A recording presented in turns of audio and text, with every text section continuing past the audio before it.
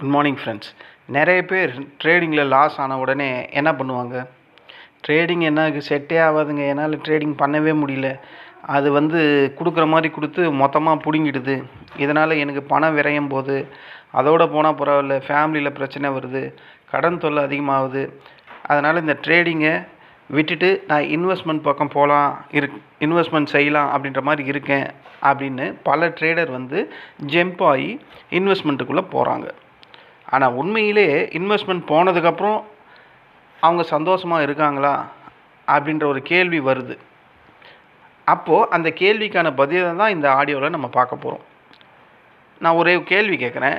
ட்ரேடிங்கில் loss ஆனது பிறகு இன்வெஸ்ட்மெண்ட்டுக்கு போன எல்லாருமே நிம்மதியாக இருக்கீங்களா அப்படின்ற ஒரு கேள்வி. அதுக்கு பதில் என்னவாக இருக்கும்? அதுக்கு பதில் பெரும்பாலும் இல்லை, சந்தோஷமாக இல்லை அப்படின்ற மாதிரி தான் இருக்கும். ஏன்? பிரச்சனை ட்ரேடிங்கில் மட்டும் இருக்குது அப்படின்னு நம்ம நினைக்கிறோம், எல்லாருமே நினைக்கிறோம். அப்போது இன்வெஸ்ட்மெண்ட்டில் இல்லையா அப்படின்னு கேட்டால் அங்கேயும் தான் இருக்குது.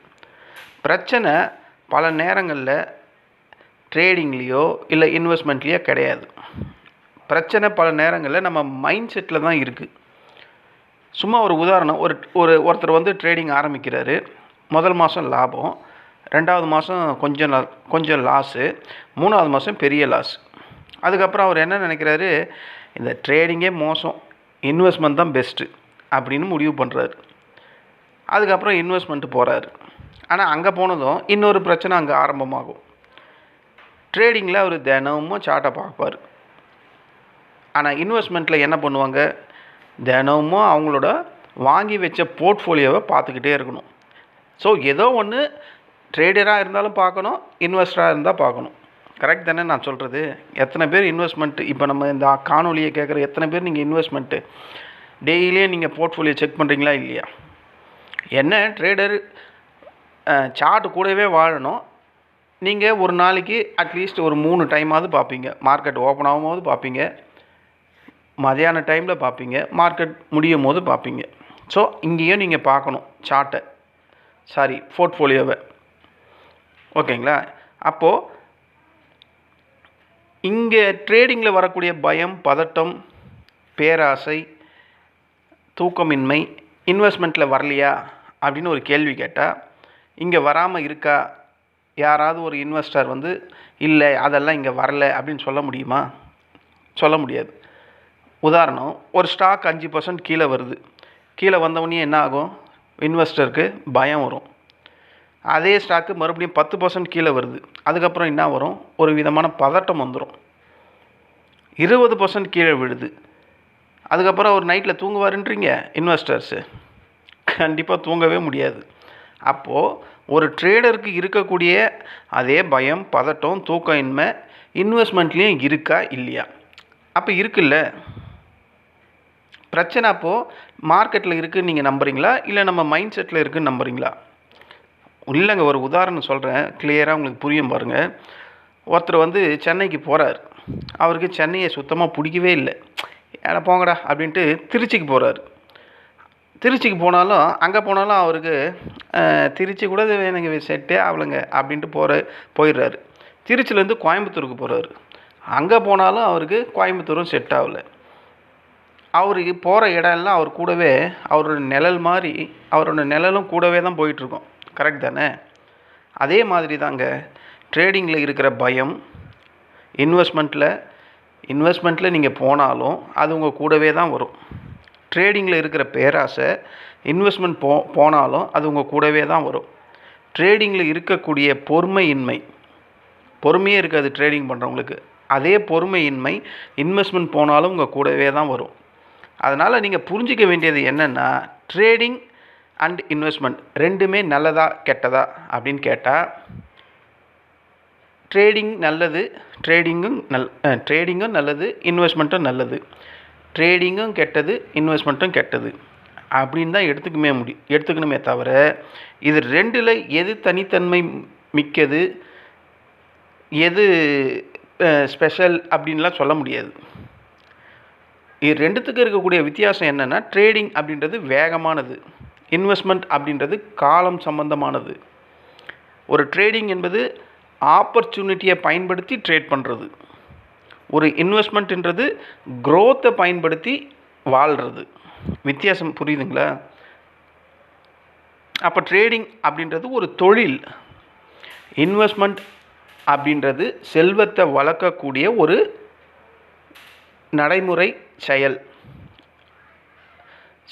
இன்வெஸ்ட்மெண்ட் போனாவே செல்வம் உருவாகக்கூடிய இடம் அப்படின்ற மாதிரி நம்ம இங்கே புரிஞ்சுக்கணும். ட்ரேடிங் வந்து செல்வத்தை உருவாக்கக்கூடிய இடம் கிடையாது, அது ஒரு பிஸ்னஸ்.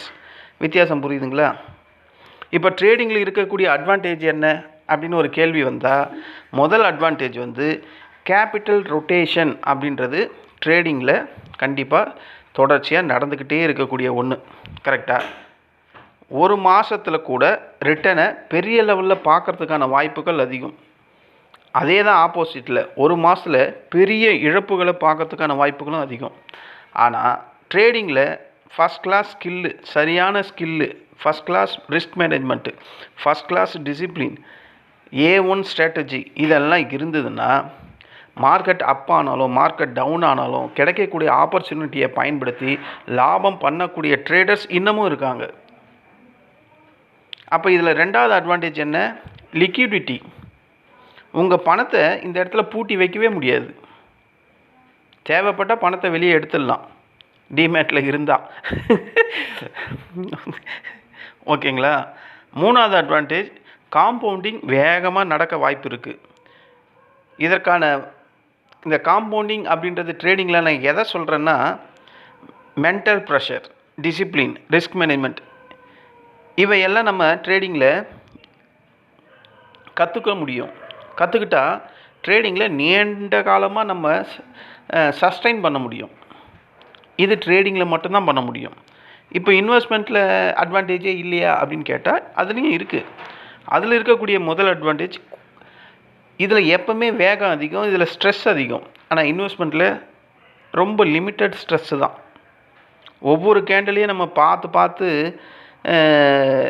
ட்ரேட் பண்ணணும், இன்வெஸ்ட்மெண்ட் பண்ணணும் அப்படின்ற அவசியமே கிடையாது. ட்ரேடிங்கில் ஒவ்வொரு கேண்டில் சிக்ஸையும் 5 நிமிஷத்துக்கு 1 நிமிஷத்துக்கு பார்த்து பார்த்து ட்ரேட் பண்ணணும். இதில் அந்த மாதிரிலாம் இல்லை, நம்ம கேண்டிலே பார்க்கவே வேணாம். அப்போ ரெண்டாவது அட்வான்டேஜ், நேரம் உங்களுக்காக இங்கே வேலை செய்யும். இன்வெஸ்ட்மெண்ட்டில், ட்ரேடிங்கில் நேரத்துக்காக நம்ம வேலை வேகமாக செய்யணும். மூணாவது அட்வான்டேஜ், இந்த இடத்துல இன்வெஸ்ட்மெண்ட்டில் பெரிய லெவலில் மிஸ்டேக்ஸ் எல்லாம் வர்றதுக்கு வாய்ப்பே இல்லை. ஒரு ஸ்ட்ராட்டஜி தப்பாக போச்சுன்னா பெரிய லெவலில் பண இழப்பு வரும் ட்ரேடிங்கில்.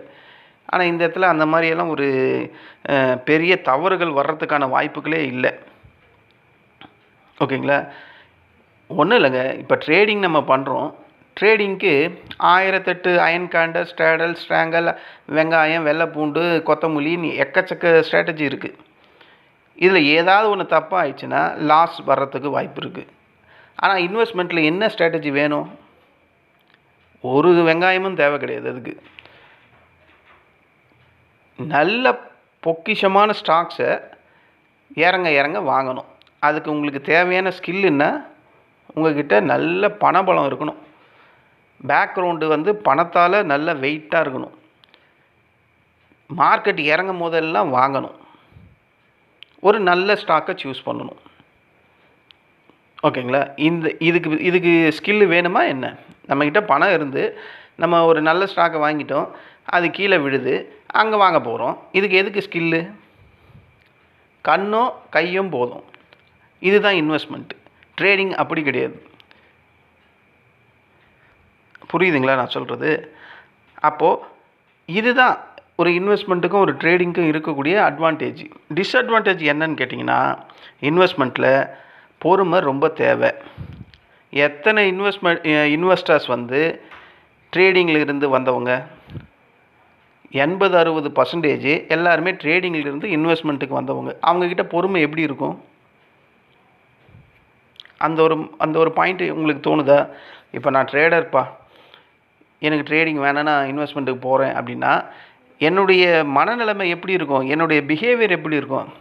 நான் ட்ரேடராக இருந்தவன், மார்க்கெட் எனக்கு 5%, 10% வந்து நான் வாங்கி வச்ச ஸ்டாக்ஸ் கீழே விழும்போது நான் ட்ரேடராக இருந்து இன்வெஸ்ட்மெண்ட்டுக்கு உள்ளே வந்தவன். என் மனநிலைமை எப்படி இருக்குன்னா, 5% வரும்போதே நான் விற்றுருவேன். என்கிட்ட அங்கே எங்கே பொறுமை இருக்கும்?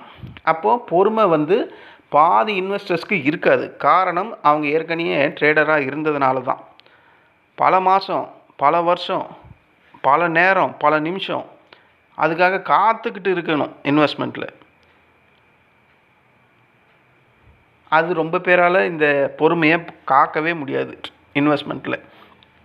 அப்போ இங்கே ஒரு உண்மையான கேள்வி கேட்கலாம்ல, அப்போ ட்ரேடிங் நல்லதா கெட்டதா, இன்வெஸ்ட்மெண்ட் நல்லதா கெட்டதா அப்படின்னா, நல்லது கெட்டதுலாம் இங்கே நம்ம பேசக்கூடாது. ஏன்னா இப்போ ட்ரேடிங் வந்து கெட்டதுன்னு சொன்னால் உலகத்தில் இருக்கக்கூடிய எல்லா இண்டெக்ஸஸ்லேயும் ட்ரேடர்ஸ் தான் அதிகம், இன்வெஸ்ட்மெண்ட் ரொம்ப கம்மி. அப்போது இந்த இடத்துல ட்ரேடிங் நல்லதா இன்வெஸ்ட்மெண்ட் நல்லதா அப்படின்னு கேட்கறதுக்கு பதிலாக ஒரு மனுஷனுக்கு எது அவங்களுக்கு சூட்டபுளாக இருக்குமோ அது அவங்க அதை நோக்கி போகலாம் அப்படின்ற மாதிரி எடுத்துக்கணும். இப்போ என்னை பொறுத்தவரையும் என்ன கேட்டிங்கன்னா, உங்களுக்கு ட்ரேடிங் பெஸ்ட்டா இன்வெஸ்ட்மெண்ட் பெஸ்ட்டான்னு கேட்டால் நான் ட்ரேடிங் தான் சொல்லுவேன்.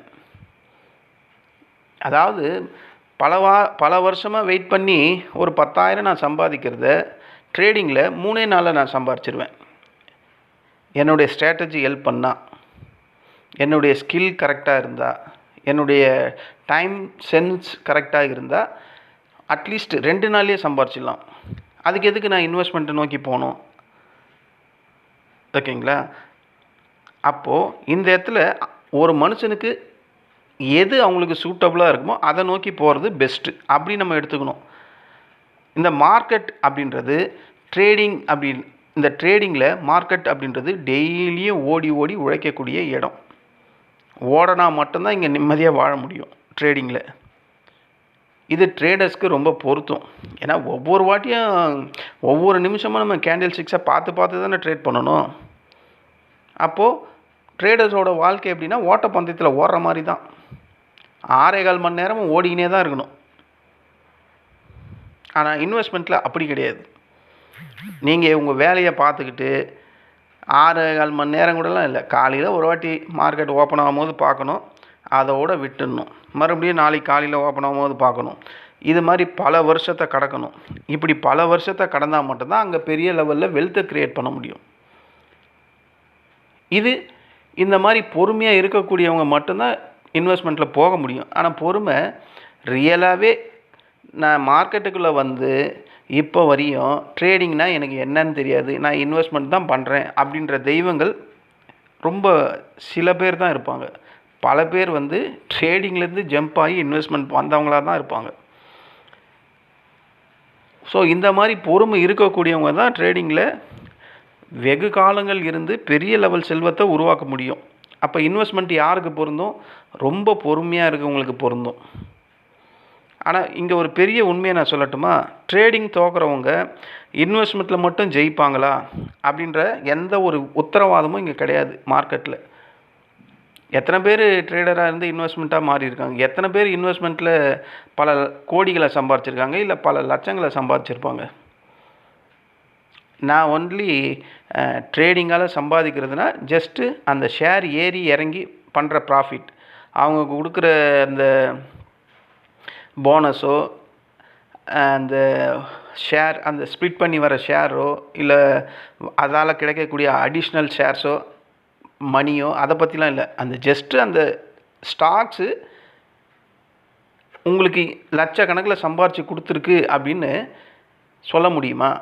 அவன் ஏதாவது போனஸ் கொடுத்துருப்பான், 3 மாதத்துக்கு ஒரு வாட்டி, இல்லை வருஷத்துக்கு 4 வாட்டி. அது மூலிமா தான் வந்திருக்குமே கண்டி பெரிய லெவலில் எந்த ஸ்டாக்ஸும் உங்களுக்கு பல லட்சங்களையோ பல கோடிகளையோ சம்பாதிச்ச இன்வெஸ்டர்ஸ் ரொம்ப ரொம்ப கம்மி தான். இதுவே 1960, 70க்கு மேலே இன்வெஸ்ட்மெண்ட் பண்ணியிருந்தால் அவங்க வேணும்னா பெரிய லெவலில் லட்சாதிபதியாக கோடீஸ்வரனாக இருக்கலாம். அதனால தான் சொல்கிறேன், டைரெக்டாக இன்வெஸ்ட்மெண்ட் பண்ணி வந்தவங்க ரொம்ப ரொம்ப கம்மி. அப்போது ட்ரேடராக இருந்தவங்க தான் இன்வெஸ்டராக மாறி இன்வெஸ்ட்மெண்ட்டுக்குள்ளே போய் அந்த பொறுமையின்மை அங்கேயும் பயம், பதட்டம் இது வர்றதுனால கொஞ்சம் லாஸ் ஆனவொடனே அங்கேயும் செல் பண்ணிடுறாங்க. இதுதான் நடந்துக்கிட்டே இருக்குது. அப்போ இந்த இடத்துல லாஸுக்கு காரணம் என்ன? ஸ்ட்ராட்டஜியா அப்படின்னு கேட்டால் கிடையாது. அது ட்ரேடிங்லேயும் கிடையாது, இன்வெஸ்ட்மெண்ட்டில் சுத்தமாக கிடையாது. 2 இடத்துலையும் ஒரே ஒரு நோக்கம்தான். 2 இடத்துலையுமே அவசரம், பயம், பேராசை, டிசிப்ளின். இதுதான் உண்மையான காரணம்.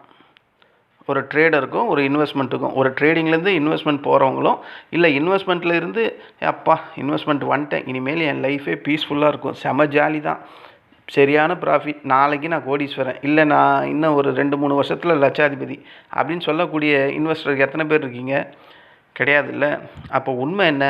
எங்கே போனாலும் அதே பயம்தான், அதே அவசரம்தான், அதே பேராசை தான், அதே டிசிப்ளின் இல்லாமல் ட்ரேட் பண்ணுற மாதிரி தான் அங்கேயும் டிசிப்ளின் இல்லாமல் ஸ்டாக்ஸை கண்டபடி வாங்குறது. அப்போ 2 இடத்துலையும் ஒரே விதமான மனுஷங்க தான், ஒரே விதமான மனநிலைமை தான்.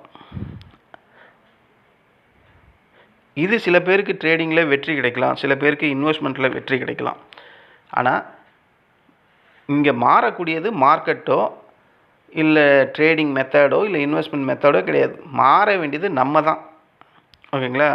கரெக்டான பிளாட்ஃபார்மை நம்ம தான் சூஸ் பண்ணணும். உங்களுக்கு ஸ்கில் எதில் நல்ல கிளவராக இருக்குன்னா அந்த ஸ்கில்லை நோக்கி அந்த பிளாட்ஃபார்மை நோக்கி நம்ம போகணும். உங்களுக்கு ட்ரேடிங் தான் செட் ஆகும்னா நீங்கள் ட்ரேடிங் தான் பண்ணி ஆகணும். லாஸ் வருது, இந்த லாஸை நான் ரெக்கவரி பண்ணணும், நான் இன்வெஸ்ட்மெண்ட்டு போகிறேன் அப்படின்னா போன உடனே ரெக்கவரி பண்ணுற முடியுமா? அங்கே பல காலங்கள் வெயிட் பண்ணிக்கிட்டு இருக்கணும். நீங்கள் போட்ட காசு அப்படியே அது தண்ணியில் போட்ட கல் மாதிரி இருக்கும் பல வருஷத்துக்கு. அதுக்கப்புறம் அந்த கல் உடஞ்சி மேலே வருதோ இல்லை மூழ்கி போதோ அது தெரியாது. ஆனால் பல காலங்கள் பொறுமையாக வெயிட் பண்ணிக்கிட்டு இருக்கணும். அப்போ இந்த இடத்துல பிளாட்ஃபார்ம் தான் பிரச்சனை அப்படின்னு சொன்னால் பிளாட்ஃபார்ம் பிரச்சனை கிடையாது. மனிதனோட மனசு தான் இங்கே மாறணும். ஓகேங்களா? இதுதான் பெரும்பாலான ட்ரேடர்ஸ் உணராமையே இருக்கக்கூடிய மிகப்பெரிய உண்மை. அப்போ இந்த இடத்துல ட்ரேடிங் வேறு, இன்வெஸ்ட்மெண்ட் வேறு கிடையாது, எல்லாம் ஒரே மார்க்கெட் தான். ஆனால் மனுஷங்க தான் அங்கே மாறணும். ஓகேங்களா? நீங்கள் ட்ரேடிங்கை விட்டு இன்வெஸ்ட்மெண்ட்டுக்கு ஜம்ப் ஆனால் பெரிய சந்தோஷம் கிடச்சிரும், இழந்த பணத்தை எல்லாம் திருப்பிடலாம் அப்படின்னு நினச்சா அதுவும் முடியாது. அங்கே அதுக்கு பல காலம் வெயிட் பண்ணணும். நீங்கள் ஒரு நல்ல இன்வெஸ்டரை போய் கேட்டு பாருங்கள், லம்பாக வாங்கவே சொல்ல மாட்டாங்க.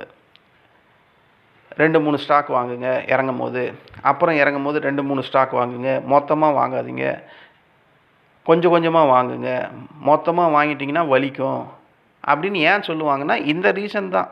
அப்போ நல்ல ரியலாக இன்வெஸ்ட்மெண்ட் பண்ணவங்க இப்படி தான் ஃபாலோ பண்ணுவாங்க. கரெக்ட் தானே? நான் அதிகப்படியாக யூடியூப்லாம் பார்க்க மாட்டேன், ஆனால் இப்படி தான் சொல்லுவாங்க.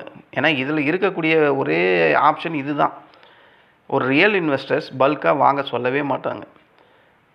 2-3 ஸ்டாக் வாங்குங்க, அதுக்கப்புறம் 5-6 வாங்குங்க அப்படின்னு தான் சொல்லுவாங்க. மொத்தமாக எந்த ஒரு ரியல் இன்வெஸ்டர்ஸ் அப்படி சொல்லவே மாட்டாங்க. அப்போ அந்த மாதிரி கொஞ்சம் கொஞ்சமாக வாங்கிறதுக்கு, அந்த ஸ்டாக்ஸு பெரிய லெவலில் இம்ப்ரூவ்மெண்ட் ஆகிறதுக்கு அட்லீஸ்ட் 5 வருஷமாவது ஆகிடும்ல. அந்த 5 வருஷம் பொறுமையாக இருக்கக்கூடிய மன வலிமை நம்மக்கிட்ட இருக்கா அப்படின்னு கேட்டால் இல்லை. இதுதான் அங்கே இருக்கக்கூடிய உண்மை. அப்போது நீங்கள் ட்ரேடிங்லேருந்து இன்வெஸ்ட்மெண்ட் போனாலும் சரி, இல்லை இன்வெஸ்ட்மெண்ட்லேருந்து மறுபடியும் ட்ரேடிங் வந்தாலும் சரி, மாற வேண்டியது நீங்கள் மட்டும்தான். மார்க்கெட் அப்படியே தான் இருக்கும் அப்படின்னு நான் சொல்லி முடிக்கிறேன். இந்த ஆடியோ உங்களுக்கு பிடிச்சிருந்தா என்னுடைய சேனலை சப்ஸ்கிரைப் பண்ணுங்கள். நன்றி, வணக்கம்.